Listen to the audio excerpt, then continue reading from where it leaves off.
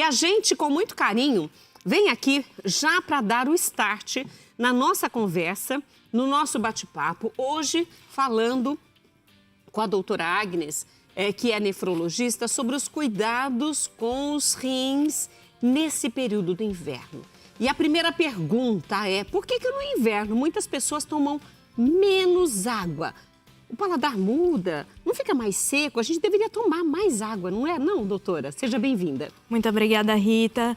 Boa tarde, o pessoal de casa.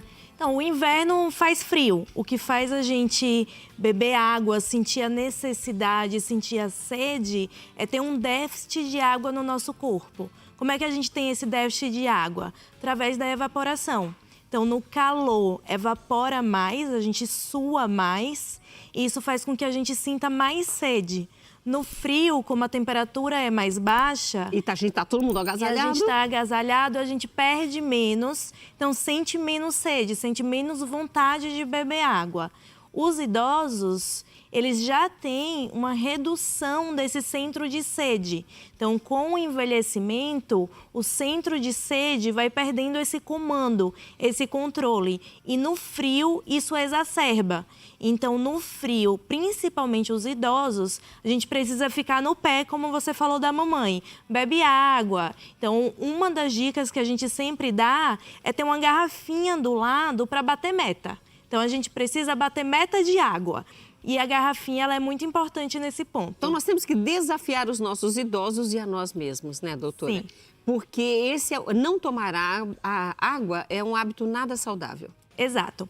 A água, ela é essencial para o nosso corpo. Então, ela é vital para as funções. Então, a gente respira, a gente precisa de água para fazer a reação. Então, todas as funções do nosso corpo precisam de água como um componente das reações químicas. Então, a gente precisa de água para tudo.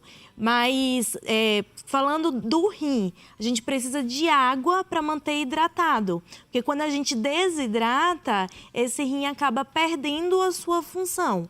E quando a gente perde a função renal, não é só as toxinas, a água que a gente para de eliminar. Então, os rins são responsáveis pela saúde óssea, pela saúde sanguínea. Então, quem tem problema renal tem anemia também, porque o rim deixa de produzir. Então, a desidratação no inverno é uma das grandes causas de insuficiência renal. Agora, nós temos, não só nesse período do inverno, nós citamos aí o verão, que as pessoas precisam mais de água, e agora no inverno nós precisamos, ou seja, precisamos nos reeducar para tomar mais água. Isso vale para você, vale para mim, e vale principalmente para as pessoas que já têm o problema renal? Vale para todo mundo. Quem tem o problema renal, a gente precisa classificar. Então, quem tem o problema renal faz xixi adequadamente ou não faz xixi adequadamente. Porque quando o paciente ele não faz o xixi adequadamente, a gente precisa dar uma segurada nessa água, Rita. Então, a gente já conversou sobre isso uma vez, que o nosso corpo é como se fosse um tanque. E esse tanque precisa de uma bomba funcionando, que é o coração, e precisa de uma torneira funcionando para o equilíbrio. A torneira são os rins. Então, na hora que essa torneira quebra, a gente começa a acumular água no corpo. Então, eu não posso colocar tanta água dentro desse balde. Então, o que a gente precisa tomar como base é, precisa beber água? Sim. E aí, a gente tem dois opostos, né? No período do verão, a gente precisa beber mais água, porque o nosso corpo perde mais, porque a temperatura alta exige mais da gente, nosso corpo acaba perdendo mais líquido, então a gente tem que beber mais água. No inverno, a gente precisa beber mais água porque a nossa sede some. Então, a gente precisa consumir o que a gente não consome. E como o chefe falou, a gente gosta de um vinhozinho, um quentão. Então, a gente precisa tomar cuidado para não substituir a água por bebidas alcoólicas. Então, nosso paladar é mais para isso no inverno, uma bebida quente, para tentar aquecer, mas a gente não pode substituir a água por bebidas alcoólicas. O certo, caso tome as bebidas alcoólicas, um quentão ou um vinho, tome água também. Alternar com a água, sempre. Agora, a gente está falando aqui desse equilíbrio, mas o nosso corpo também precisa desse equilíbrio.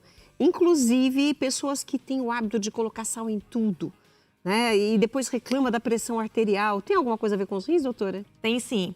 O sódio, que é o que está presente no sal de cozinha, ele é um dos grandes responsáveis pela elevação da pressão. Na verdade, o estilo de vida hoje em dia. Então, o estilo de vida do brasileiro, o nosso estilo de vida mais ocidental, é um dos grandes responsáveis por obesidade, diabetes, hipertensão. Então, a gente precisa ter o controle não só do sal, quanto dos alimentos gordurosos, do açúcar. Então, a polenta com a manteiga dentro, ó, uma delícia, fica mais cremosa, mais viçosa, mas fica mais calórica. Então, é a comida do final de semana, né, chefe? Não para todo dia. Não para todo dia. Então, a gente precisa sempre desse equilíbrio. O equilíbrio das comidas saudáveis e da atividade física, que é outra coisa que reduz nesse período de inverno. Tá frio, a gente quer ficar em casa, quentinho, e aí acaba pecando ali na atividade física. E agora eu tô aqui pensando, se a gente não tomar água, exagerar no sal, na gordura e não praticar exercício físico, gente, o que vai acontecer conosco? Mas a gente vai saber mais sobre isso no próximo bloco, aqui na companhia da doutora Agnes, que está aqui, Agnes Neves, nefrologista, falando rins no inverno, cuidado e prevenção para uma saúde renal equilibrada. A gente volta já.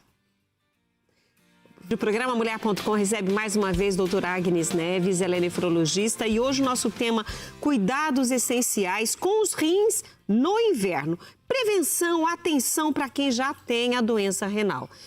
Lembrando que nós temos que consultar frequentemente, pelo menos uma vez ao ano, o nosso urologista. Para nós, mulheres, o urologista vai cuidar dos nossos rins tanto quanto dos homens, né, doutora? Porém, os homens vão mais vezes ao urologista para cuidados com a saúde sexual também, né, dos órgãos genitais, enfim. Mas a ida ao urologista, agora, quando aparece algum problema, quem toma conta destes rins são os nefrologistas. Então, hoje nós estamos aqui conversando com você que tem muita experiência em problemas renais. A sua especialidade em nefrologia já sabe o que pode acontecer com os rins, principalmente o rim que a pessoa não está cuidando, não está tomando água, não está se preocupando. Problemas podem acontecer. Com certeza. A grande diferença entre o urologista e o nefrologista é que o urologista cuida do sistema urinário de forma mais cirúrgica. Então, ele é o responsável pelas cirurgias, a cirurgia do cálculo, cirurgia de tumor, a avaliação de cistos. O nefrologista, ele é responsável pelas doenças renais em termos de função.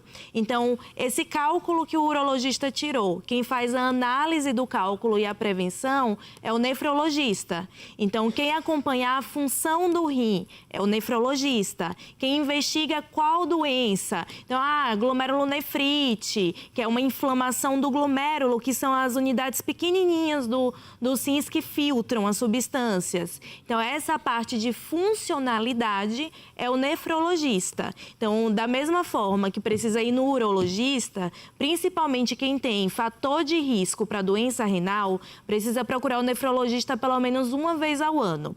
Também? Também. Mas para quem já tem um problema Para quem instalado. já tem fator de risco. Tá. E o que é ter fator de risco para doença renal? Hipertensão, diabetes, doença autoimune, quem tem obesidade, usa frequentemente anti-inflamatório, quem tem doença cardiovascular ou história de doença renal na família. Então, esses são os grandes fatores de risco para se ter uma doença renal. E eu fico falando também, Rita, quem passou dos 40 anos, quem já viu um orelhão, quem jogou com o jogo da minhoquinha no celular, o Pac-Man, todas essas pessoas precisam dar uma passada no nefrologista para saber como está a sua creatinina, que é o exame que mede a função renal.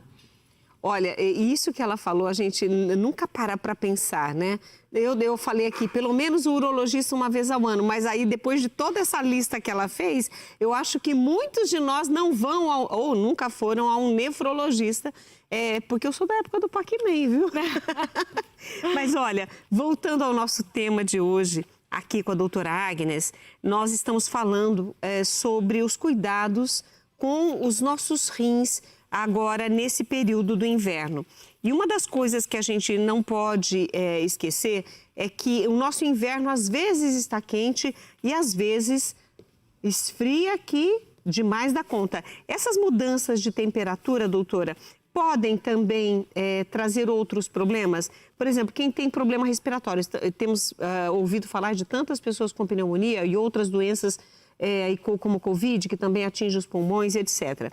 Resfriado, gripe, rinite, sinusite, essas doenças interferem de alguma forma com os nossos rins também? Toda infecção grave pode atingir os rins. Então, essas doenças só vão atingir o rim se ficar de forma grave, que aí precisa de uma resposta sistêmica, uma resposta do corpo todo mais importante, e isso pode levar a uma lesão renal.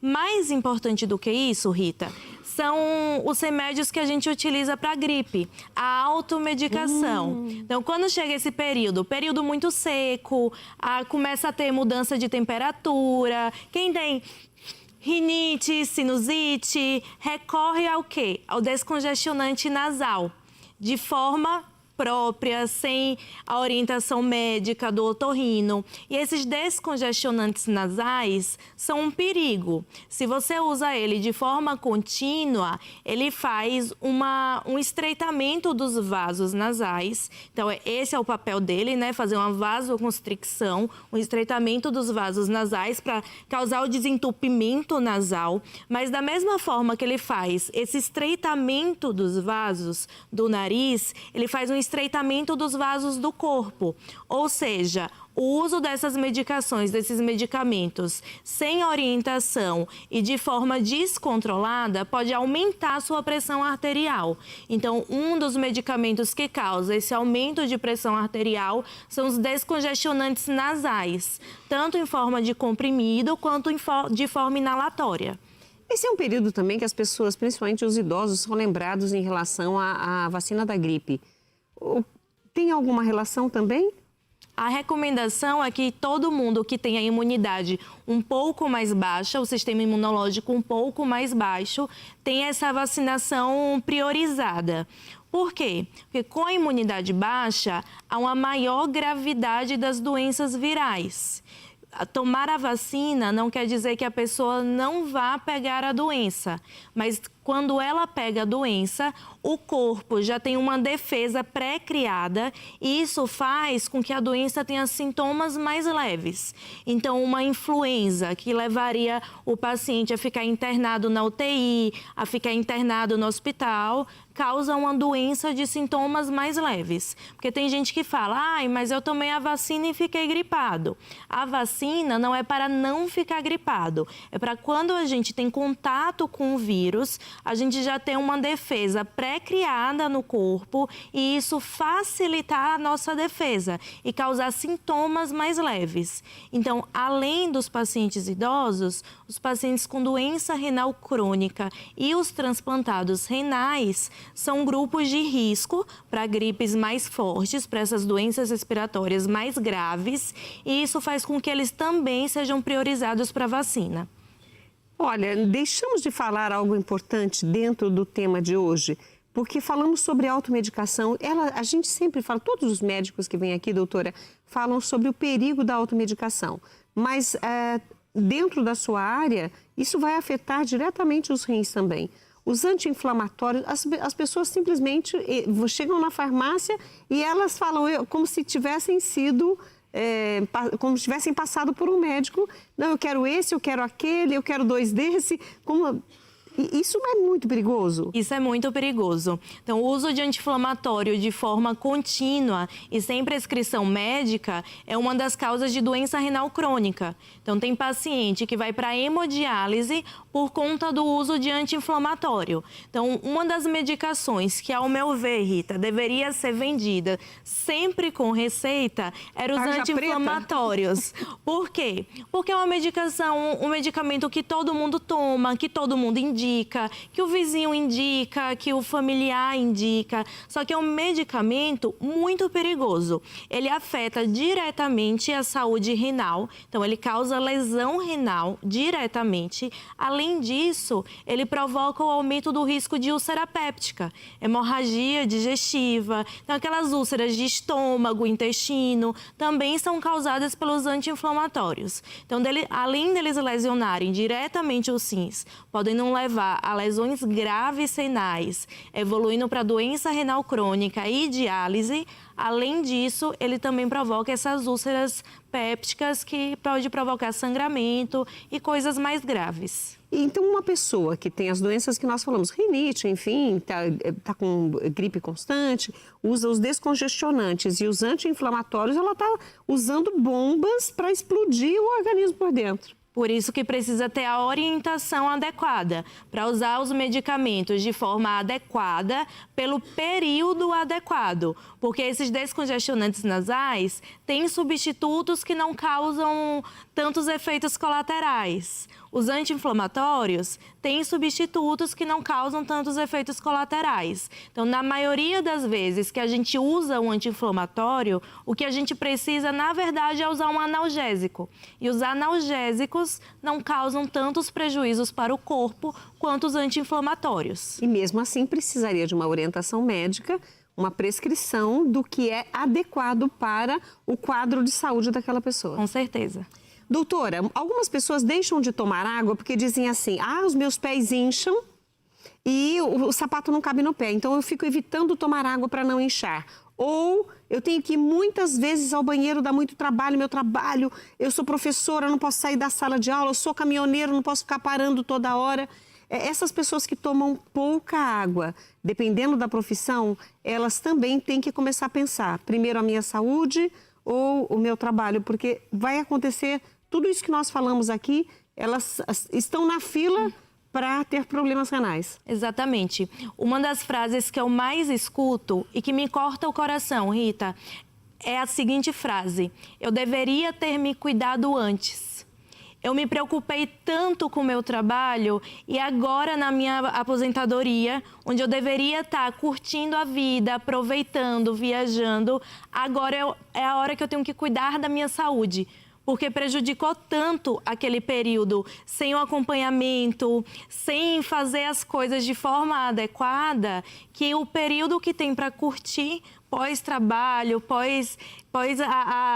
representar tanto para a sociedade, a pessoa vai ter que se cuidar com doenças muitas vezes graves. Então, pós-infarto, doenças cardíacas, doenças renais, doenças que limitam o dia a dia. O que você falou de, meus pés incham. Não é normal pé nenhum inchar bebendo água. Então, a gente bebe os líquidos e o nosso corpo tem o seu equilíbrio. Então, o que a gente bebe de líquido, o nosso corpo, ele vai eliminar esse líquido. Então, se meu pé está inchando, se eu estou tendo inchaço com líquido, eu preciso de uma avaliação médica. Então, é um problema cardíaco que não está dando conta? É um problema renal que eu preciso ter um estímulo maior? É um problema de fígado ou é um problema vascular? Então, o inchaço na perna não é uma coisa única que pode acontecer. Então, precisa ser investigado, que pode ser uma insuficiência venosa periférica, problema mais comum de envelhecimento dos vasos, como pode ser um problema mais grave, como a insuficiência cardíaca ou a insuficiência renal. Doutora, eu quero agradecer demais a tua participação. A gente sempre aprende muito quando você está aqui. Muito obrigada por estar conosco. Eu que agradeço, Rita. É sempre uma oportunidade de orientar as pessoas, orientar sobre o rim, que é um órgão tão esquecido. Então, a gente fala muito do coração, a gente fala muito do cérebro, mas o rim é um órgão muito importante para o equilíbrio do corpo. Então, o equilíbrio tanto das toxinas quanto do líquido. E é por isso que a gente vem falar do rim no verão, vem falar do rim no inverno, que a gente precisa desse equilíbrio do líquido, né? Mas é um órgão responsável pelo equilíbrio também da pressão e que a gente precisa começar a pensar nele, porque ele só vai dar sinal de que tem alguma coisa ruim acontecendo com ele quando ele começa a funcionar menos de 15%, em alguns casos menos de 10%. Então, a doença renal, ela é silenciosa. A gente precisa correr na frente. Como eu falo para os meus pacientes, a gente não pode deixar para correr atrás. A gente precisa correr na frente, buscar para que eu possa orientar e a gente possa retardar ao máximo a progressão da doença. Ela é incrível. Amei. Doutora Agnes, muito obrigada por estar conosco mais uma vez. Agradeço. Nós vamos agora para o nosso intervalo. Já agradecemos aí a participação hoje da doutora Agnes Neves, nefrologista. E o nosso tema de hoje foi muito importante. Eu quero te dar uma dica. Esta entrevista ficará disponível no nosso canal no YouTube, @programamulher.com. Então, vai ter um link disponível, compartilhe com aquelas pessoas que você sabe que tomam pouca água ou brigam para tomar uma gotinha, entendeu? Pessoas que trabalham e que não vão ao banheiro, quer dizer, não tomam água para justamente não ficar indo ao banheiro. Então, vamos cuidar dos nossos amigos também, da nossa saúde? Fica a dica, @programamulher.com no YouTube. Hoje à noite ou no máximo amanhã de manhã já estará disponível aí o link para você compartilhar ou ouvir novamente todas as dicas.